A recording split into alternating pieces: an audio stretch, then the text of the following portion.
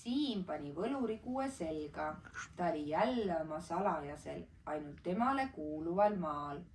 Roosa siga sürkis lähemale ja vangutas õnnetult pead. Suur õnnetus on juhtunud. Kaebas ta. Häda ja viletsus on meie juurde jõudnud. Mis siis lahti? Siga? Küsis Siim. Ma pole mingi siga, vaid lepatriinu. Ütles siga. Mind muudeti seaks. Siia lendas luua seljas nõid ja nüüd nõiub, nii et pole otsa ega äärt. See vihastas Siimu. Tema võlumaal pole ühelgi nõial õigust oma tempe teha. Siin tohib võluda ainult üks inimene, Siim ise. Aga teiselt poolt oli tal jällegi hea meel, kuna võitlus nõiamooriga tõotas tulla põnev. Lähme kohe selle nõia juurde ja ma veel näitan talle. Teatas Siim. Näita, kuhu poole minna? Aga kas ma saan jälle lepatriinuks tagasi? Hädaldas siga. Ma ei taha üldse siga olla, sest siga ei saa lennata ja tal pole ilusat täpilist selga. Siim lubas, et ta muudab sea kohe jälle lepatriinuks, kui võitlus nõiaga läbi saab. Nad hakkasid koos minema ja teel kohtas Siim veel hulgaliselt nõia pahategude jälgi.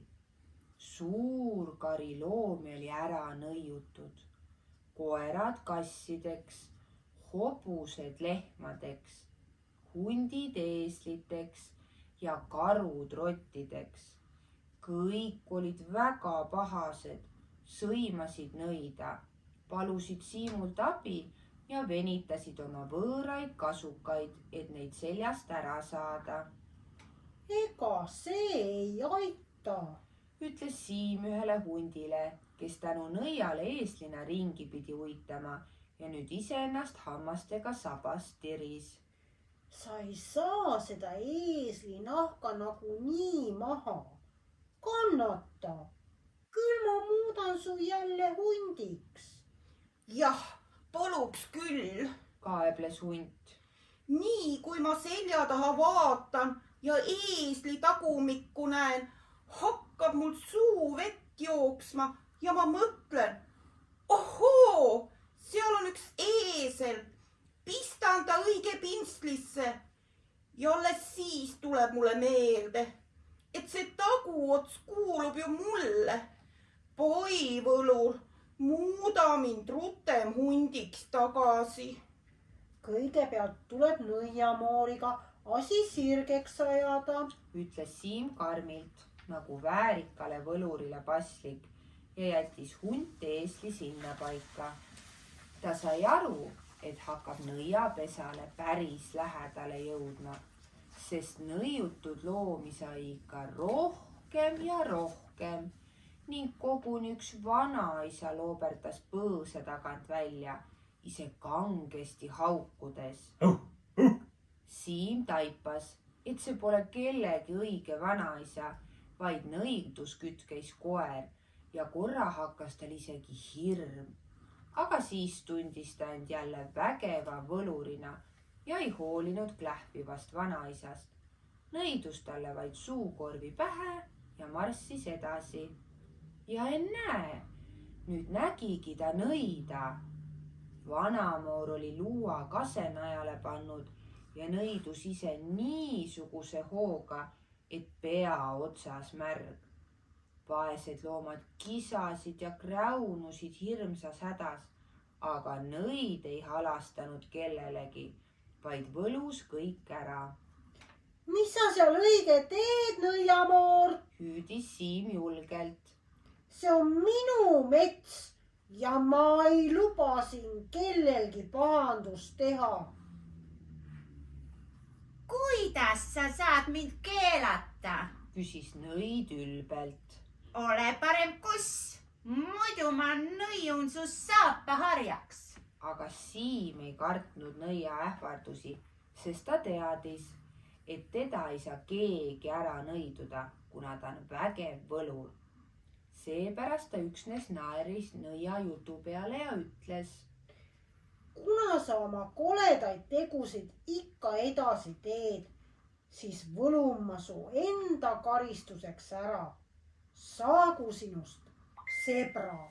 Kohe saigi nõiast sebra, aga ta oli ikka endiselt väge täis, lõi takka üles ja hirnus. Noh, ma võin ka sebra olla. Mul ükspuha, ega ma nõidumist ikka maha ei jäta. Ja oma sõnade kinnituseks nõidus ta ühe ilmsüütu jänese elevandiks, kes hüppas haleda kisaga põõsastesse, nii et maa mürtsus. Siim kortsutas kulmu ja hakkas nüüd nõida igasugusteks asjadeks moondama. Sebra muutus hiireks, hiir lehmaks, lehm ninasarvikuks, aga nõiale nahavahetus ei mõjunud. Tema tegi oma trikke ikka edasi.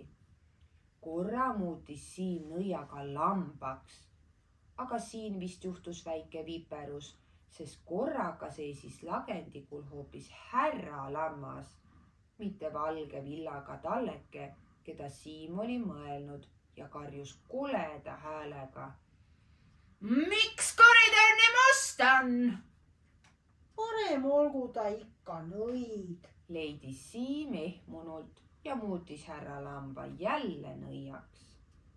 See naeris ja hüüdis. Noh, ei saa minust jagu. Võlu mind kelleks tahad, mina nõidumist maha ei jäta. Nii kaua, kuni vähegi jaksan võlu sõnu karjuda. Siim oli juba päris hädas ja nõutu, aga nõia viimaseid sõnu kuulates tuli talle hea mõte. Nõid tuli muuta sääraseks asjaks, mis kõnelda ei mõista, kas tolmurulliks või kuusekäbiks. Las siis proovib veel nõiduda. Siim liigutas käsi ja nõid muutus pisikeseks kännuseeneks. Mügistas nõid, sest kuna seenel polnud suud, ei saanud ta kõnelda arusaadavalt. Ta tahtis öelda, Hobune, muutu kohe kärbseks. kuid pobises selle asemel vaid. Hobune sülitas põlglikult ja vastas mitte sõnagi ei mõista. ning ei muutunud kellekski. Nõid läks ähmi täis ja katsus kedagi teist korda ära nõiduda. Tigu, muutu konnaks. Tahtis ta hüüda, kuid kostis vaid.